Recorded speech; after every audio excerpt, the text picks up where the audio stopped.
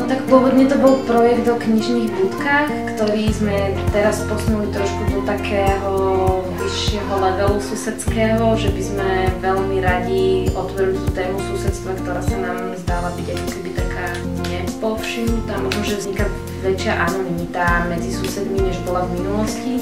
Chvíľu sme mali takú ambíciu robiť tie budky, možno nie tematické v zmysle obsahu, ale aby korešpondovali s tým prostredím. Máme to veľa rozpísaného po dnešnom dni.